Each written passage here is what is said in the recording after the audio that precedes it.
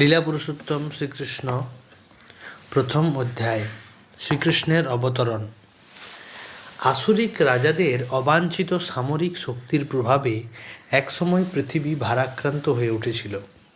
সেই সময় সমগ্র পৃথিবী স্তব্ধ হয়ে উঠেছিল এবং তখন মাতা বসুন্ধরা ব্যথিত চিত্তে ব্রহ্মার কাছে তার দুঃখের কথা নিবেদন করতে গিয়েছিলেন। একটি গাভী রূপ ধারণ করে অশ্রুপূর্ণ নয়নে মাতা বসুন্ধরা ব্রহ্মার কাছে করুণভাবে তার দুঃখের কথা জানালেন। তার কথা শুনে ব্রহ্মাও অত্যন্ত ব্যথিত হলেন এবং অচিরেই তিনি পরমেশ্বর ভগবানের আলয় ক্ষীর সমুদ্রের দিকে যাত্রা করলেন।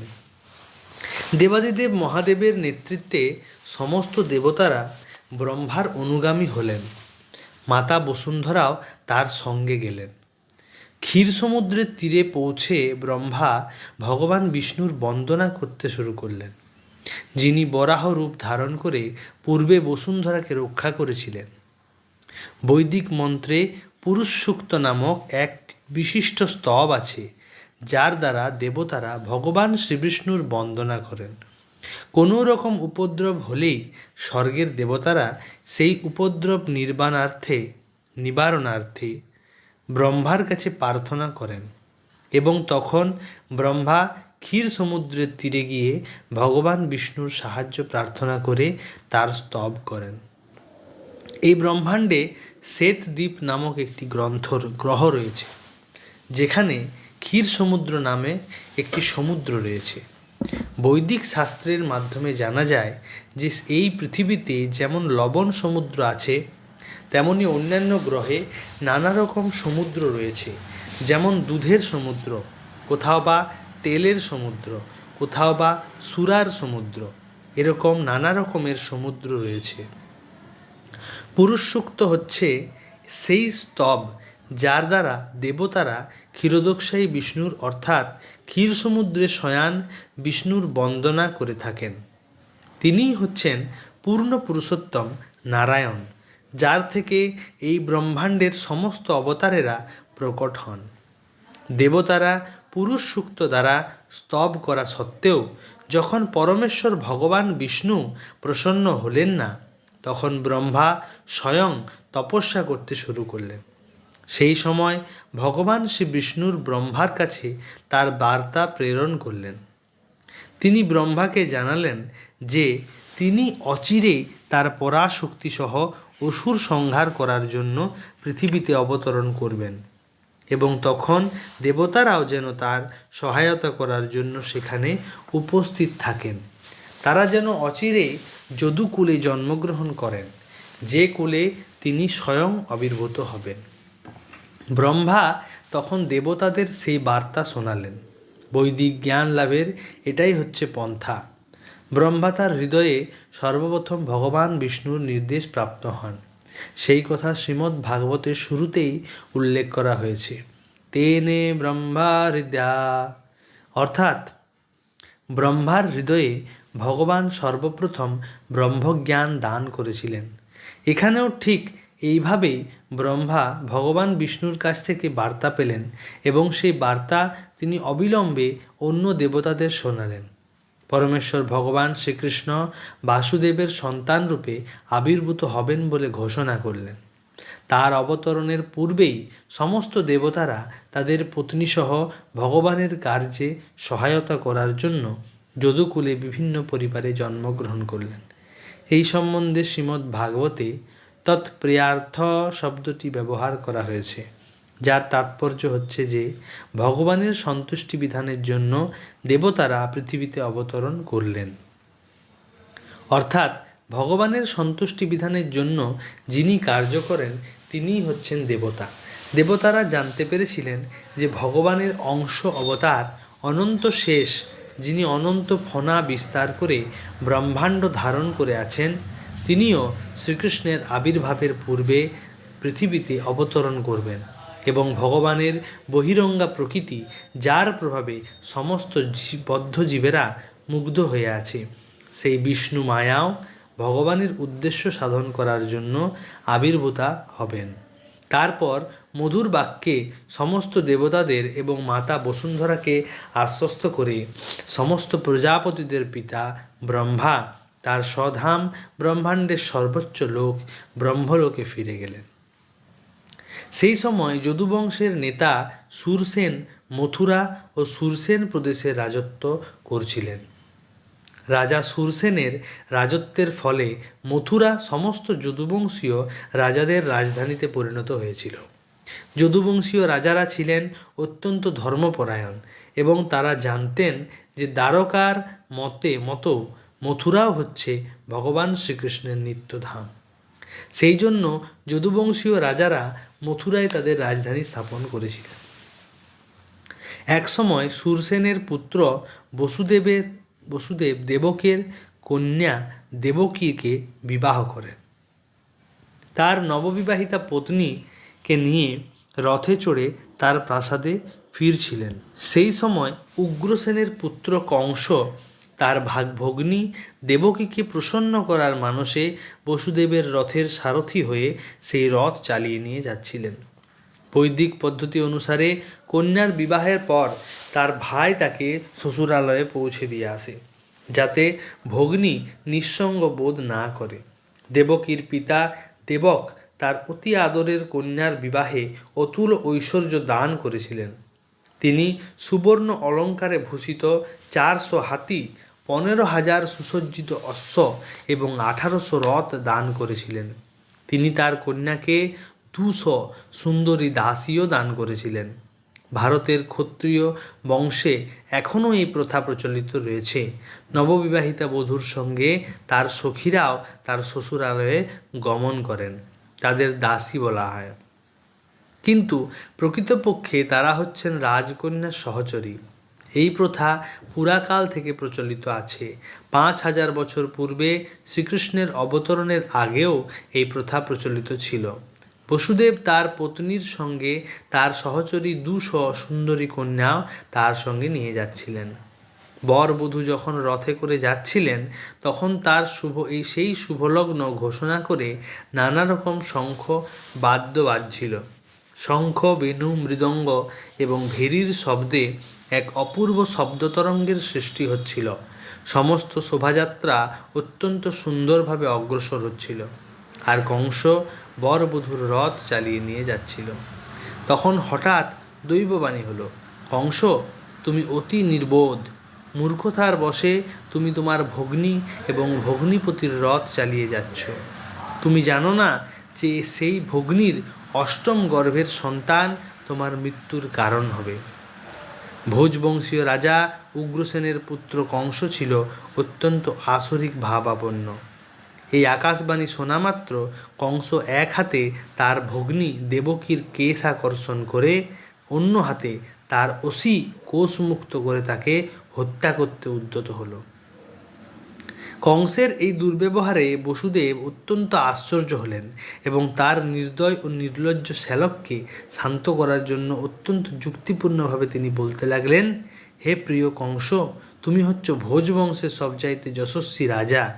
লোকে তোমাকে সর্বশ্রেষ্ঠ যোদ্ধা এবং মহা তেজস্বী রাজা বলে জানে। সেই তুমি কিভাবে এত ক্রুদ্ধ হয়ে তোমার সদ্য বিবাহিতা ভগ্নীকে সংহার করতে উদ্যত হয়েছ? তুমি কেন এভাবে মৃত্যু ভয়ে ভীত হচ্ছ? তোমার জন্মের সঙ্গে সঙ্গে তোমার মৃত্যুরও জন্ম হয়েছে। সেই দিন থেকেই তোমার মৃত্যু হতে শুরু হয়েছে। তোমার বয়স যদি এখন 25 বছর হয়, তার অর্থ হচ্ছে যে ইতিমধ্যে তোমার 25 বছরের মৃত্যু হয়েছে। প্রতি মুহূর্তে প্রতিক্ষণে তোমার মৃত্যু হচ্ছে। তাহলে মৃত্যুতে তোমার এত ভয় কেন? মৃত্যুতে অবশ্যম্ভাবী। তোমার মৃত্যু আজই হতে পারে অথবা 100 বছর পর হতে পারে, কিন্তু মৃত্যুর হাত থেকে তুমি কোনোদিনও নিস্তার পাবে না। তাহলে মৃত্যুকে এত ভয় পাচ্ছ কেন? প্রকৃতপক্ষে মৃত্যুর অর্থ হচ্ছে বর্তমান শরীরের বিনাশ। যেই মুহূর্তে শরীরের ক্রিয়াকলাপ বন্ধ হয়ে যায় এবং তা প্রকৃতির 5টি উপাদানের সঙ্গে মিশে যায়, জীবাত্মা তখন অন্য একটি শরীর ধারণ করে।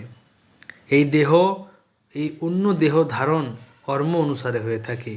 পায়ে চলার সময় মানুষ যেমন তার একটি পা সুদৃঢ়ভাবে মাটির উপর প্রতিষ্ঠিত হলে অন্য পাটি উঠিয়ে পদক্ষেপ করে, তেমনি ক্রমশ দেহের পরিবর্তন হয় এবং আত্মা দেহান্তরিত হয়। দেখো কিভাবে সাবধানতার সঙ্গে শুঁয়োপোকা এক শাখা থেকে অন্য শাখায় যায়। ঠিক তেমনি জীবাত্মা উচ্চ অধিকারীদের নির্ণয় অনুসারে তার দেহ পরিবর্তন করে। জীবাত্মা যতক্ষণ এই জড়জাগতিক শরীরে আবদ্ধ থাকে তাকে একের পর এক জড়জাগতিক শরীর গ্রহণ করতে হয়। প্রকৃতির সিদ্ধান্ত অনুসারে প্রত্যেক জীবাত্মা এই জন্মের কর্ম অনুসারে তার পরিবর্তী জীবন জন্মগ্রহণ করে। এই শরীর প্রকৃতপক্ষে স্বপ্নবৎ সৃষ্ট অনেক শরীরের একটি শরীর। স্বপ্নাবস্থায় আমরা আমাদের মনে মনে কত রকম শরীর সৃষ্টি করি। আমরা সোনা দেখেছি এবং আমরা পাহাড়ও দেখেছি। তাই স্বপ্নে এই দুটি ধারণাকে একত্রিত করে আমরা সোনার পাহাড় দেখি। কখনো আমরা স্বপ্ন দেখি যে আমাদের শরীর আকাশে উড়ছে, আর তখন আমরা আমাদের এই বর্তমান শরীরটির কথা সম্পূর্ণভাবে ভুলে যাই। এইভাবে নিরন্তর আমাদের শরীরের পরিবর্তন হয়। তুমি যখন একটা শরীর প্রাপ্ত হও তখন তুমি পূর্ববর্তী শরীরের কথা সম্পূর্ণভাবে ভুলে যাও। স্বপ্নে আমরা কত রকম নতুন নতুন শরীরের সঙ্গে সম্বন্ধ স্থাপন করি, কিন্তু জেগে উঠলেই তাদের কথা আর আমাদের মনে থাকে না।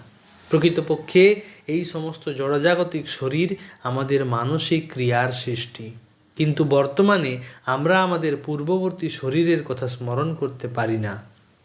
মন স্বাভাবিকভাবেই চঞ্চল। কখনো সে কোনো কিছু গ্রহণ করে আর তারপরেই সে তা ত্যাগ করে। গ্রহণ এবং ত্যাগ, সংকল্প এবং বিকল্প করাই হচ্ছে মনের স্বভাব। ইন্দ্রিয়ের পাঁচটি বিষয়, শব্দ, স্পর্শ, রূপ, রস, গন্ধ, এদের সংস্পর্শে মন নিরন্তর সংকল্প ও বিকল্পের বন্ধনে আবদ্ধ হয়ে থাকে। চিন্তার মাধ্যমে মন ইন্দ্রিয়ের বিষয়ের সংস্পর্শে আসে এবং কোনো বিশেষ ধরনের শরীর প্রাপ্ত হওয়ার ইচ্ছা করে এবং সেই ইচ্ছা অনুসারে সে তার শরীর প্রাপ্ত হয়। অতএব এই শরীর প্রকৃতির নিয়মের দান। তার শরীর অনুসারে জীবাত্মা সুখ দুঃখ ভোগ করবার জন্য এই সংসারে জন্মগ্রহণ করে। যতক্ষণ পর্যন্ত না আমরা শরীর প্রাপ্ত হই ততক্ষণ আমরা আমাদের পূর্বজন্মের কর্ম ভোগ করতে পারি না, এবং এই শরীর আমরা পেয়ে থাকি আমাদের মৃত্যুকালীন চিন্তা অনুসারে। সূর্য, চন্দ্র এবং নক্ষত্র যেমন জল, ঘি বা তেলের পাত্রে বিভিন্নভাবে প্রতিবিম্বিত হয় এবং সেই পাত্রের অবস্থা অনুসারে প্রতিবিম্ব দেখা যায়, এও ঠিক তেমন। জলে চাঁদের প্রতিবিম্ব দেখা যায়, আর জল যখন নড়ে তখন মনে হয় যেন চাঁদও নড়ছে, কিন্তু প্রকৃতপক্ষে চাঁদ নড়ছে না। তেমনি মানসিক ক্রিয়ার প্রভাবে জীব বিভিন্ন রকমের শরীর প্রাপ্ত হয়, যদিও প্রকৃতপক্ষে এই সমস্ত শরীরের সঙ্গে তার কোনো সম্পর্ক নেই, কিন্তু মোহের বশে মায়ার দ্বারা আচ্ছন্ন হয়ে পড়ার ফলে জীবাত্মা কোনো বিশিষ্ট শরীরকে তার স্বরূপ বলে মনে করে। সেটাই হচ্ছে দেহের বন্ধনে আবদ্ধ জীবন। কোনো জীব যখন মনুষ্য শরীর প্রাপ্ত হয় সে তখন মনে করে যে সে মানব সমাজের অন্তর্ভুক্ত অথবা কোনো বিশেষ দেশের বা কোনো বিশেষ স্থানের অধিবাসী। সে তার দেহ অনুসারে নিজের পরিচিতি স্থাপন করে এবং অনর্থক অন্য আর একটি শরীর প্রাপ্ত হওয়ার আয়োজন করতে থাকে, যদিও তাতে তার কোনো প্রয়োজন নেই। এই ধরনের কামনা, বাসনা ও মানসিক চিন্তাধারায় হচ্ছে বিভিন্ন শরীর প্রাপ্তির কারণ। জড়া প্রকৃতির আবরণাত্মিকা শক্তি এতই বলবতী যে জীব যে শরীরই প্রাপ্ত হোক না কেন সে সন্তুষ্ট থাকে এবং মহা আনন্দে সেই শরীরকেই তার স্বরূপ বলে মনে করে। তাই আমার প্রার্থনা হচ্ছে যে তুমি তোমার মন এবং দেহের নির্দেশের দ্বারা মোহাচ্ছন্ন হইও না। তারপর বসুদেব কংসের কাছে প্রার্থনা করলেন সে যেন তার নববিবাহিতা ভগ্নীর প্রতি হিংসাপরায়ণ না হয়, কারোর প্রতি হিংসাপরায়ণ হওয়া উচিত নয়, কেননা হিংসাই হচ্ছে ইহলোক এবং পরলোকে ভয়ের কারণ।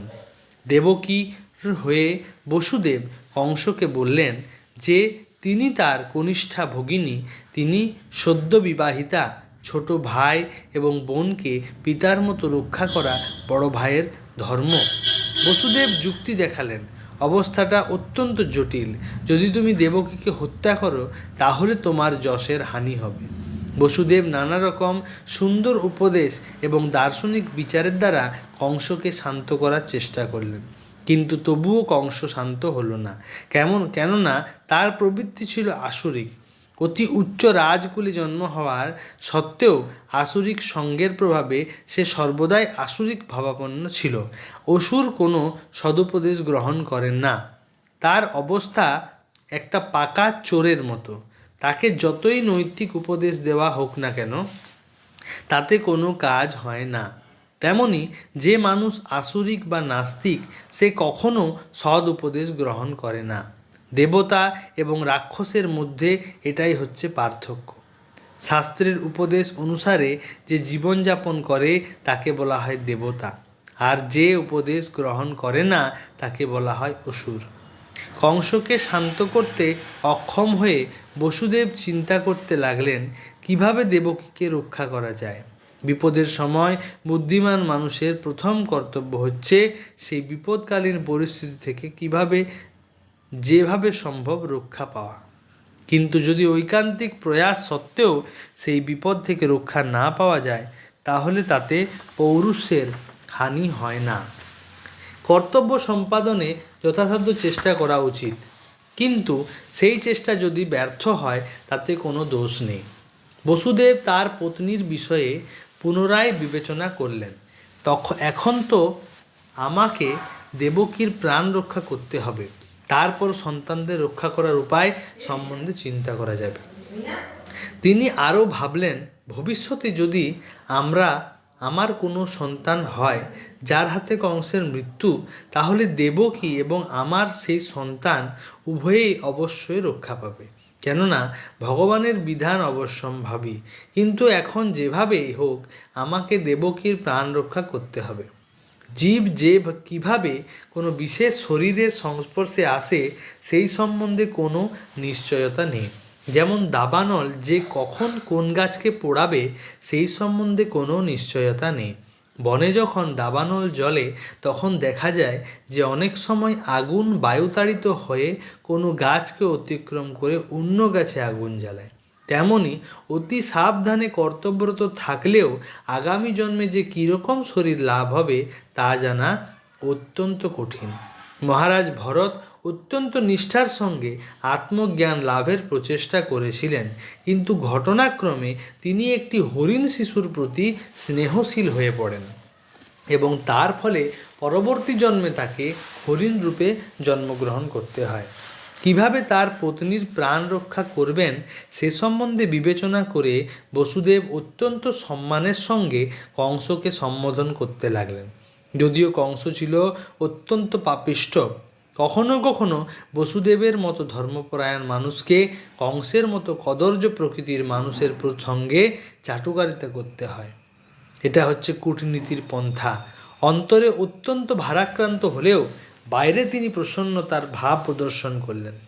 অতি নির্দয় এবং নির্লজ্জ কংসকে সম্বোধন করে তাই বসুদেব বললেন, হে প্রিয় কংস, তুমি বিবেচনা করে দেখো, তোমার ভগ্নীর থেকে কোনো বিপদ আশঙ্কা করার কারণ নেই। তুমি আকাশবাণী শুনে বিপদের আশঙ্কা করছো, কিন্তু সেই বিপদ আসবে তোমার ভগ্নীর পুত্রের থেকে, যার এখনও জন্ম হয়নি। কে জানে, হয়তো ভবিষ্যতে তার কোনো সন্তানই হবে না। এই সমস্ত বিবেচনা করে দেখো, তাহলে দেখবে যে তুমি এখন নিরাপদ, আর তোমার ভগ্নীর কাছ থেকে কোনো বিপদ আশঙ্কা করার কারণ নেই। তার যদি কোনো পুত্র সন্তান হয় তাহলে আমি প্রতিজ্ঞা করছি আমি তোমার হাতে তাদের অর্পণ করব। কংস বসুদেবের প্রতিজ্ঞার মূল্য জানত, তাই তার এই প্রতিশ্রুতিতে সে সম্মত হলো। তখনকার মতো সেই ভগ্নী হত্যার মতো জঘন্য কার্য থেকে বিরত হলো। বসুদেব স্বস্তি বোধ করলেন এবং কংসের এই বিবেচনার প্রশংসা করলেন। তারপর তিনি তার প্রাসাদে ফিরে গেলেন। কিছুদিন পরে বসুদেব এবং দেবকীর একে একে 8টি পুত্র সন্তান হলো এবং একটি কন্যা সন্তান হলো। প্রথমে পুত্রের জন্মের পর প্রতিজ্ঞাবদ্ধ বসুদেব তাকে কংসের কাছে নিয়ে গেছেন। বসুদেবের চরিত্র ছিল অত্যন্ত মহান।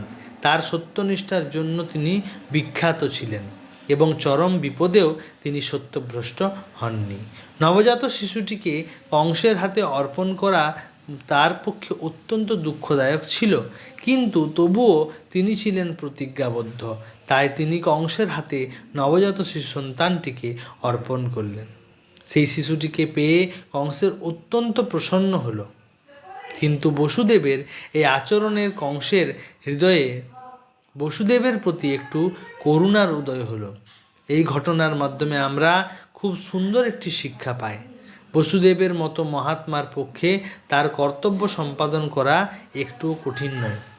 বসুদেবের মতো বিদ্বান ব্যক্তিরা কাউকে কোনো অপবাদ না দিয়ে তাদের কার্যে করে যান, আর কংসের মতো পাপীরা জঘন্যতম দুরাচার করতেও দ্বিধাবোধ করে না। তাই বলা হয় যে সাধু সব রকম বিপদই সহ্য করেন এবং কংসের মতো জঘন্য প্রকৃতির মানুষ যে কোনো পাপ কাজ করতে পারে, কিন্তু ভগবানের ভক্ত পরমেশ্বর ভগবানের সন্তুষ্টি বিধানের জন্য সব কিছু উৎসর্গ করতে পারেন। বসুদেবের ব্যবহারে কংস অত্যন্ত প্রসন্ন হলো এবং তার এই আচরণে দ্রবীভূত হয়ে বলতে লাগলো, হে প্রিয় বসুদেব, তোমার এই পুত্রকে নিয়ে আমার কোনো লাভ নেই, কেননা দৈববাণীতে আমি শুনেছি যে তোমার 8ম পুত্র আমাকে সংহার করবে। সুতরাং অনর্থক কেন আমি তোমার এই পুত্রটির প্রতি নিষ্ঠুর আচরণ করব? তুমি একে নিয়ে যেতে পারো। বসুদেব তখন তার প্রথম সন্তানটিকে নিয়ে বাড়ি ফিরে এলেন। কংসের আচরণে যদিও তার হৃদয় অত্যন্ত উৎফুল্ল হয়েছিল, কিন্তু তবুও তিনি তাকে বিশ্বাস করতে পারছিলেন না, কেননা তিনি জানতেন যে কংসের চরিত্র ছিল সম্পূর্ণ অসংযত। তিনি আরও জানতেন যে নাস্তিকেরা তাদের প্রতিজ্ঞা পালন করে না। যে তার ইন্দ্রিয় সংযত করতে পারে না, সে তার কথার দামও রাখতে পারে না। চাণক্য পণ্ডিত বলছেন, স্ত্রী বা কূটনীতিবিদকে কখনো বিশ্বাস করতে নেই। যারা সর্বদা ইন্দ্রিয় সুখে আসক্ত তারা কখনোই সত্যনিষ্ঠ হতে পারে না, তাই কখনো তাদের বিশ্বাস করতে নেই। সেই সময় নারদ মুনি কংসের কাছে এলেন। তিনি জানতেন যে কংস দয়াপরবশ হয়ে বসুদেবের প্রথম সন্তানটিকে বসুদেবের কাছে ফিরিয়ে দিয়েছেন। ভগবান শ্রীকৃষ্ণ যাতে যত তাড়াতাড়ি সম্ভব অবতরণ করেন সেই আয়োজন করতে নারদ অত্যন্ত উৎকণ্ঠিত ছিলেন।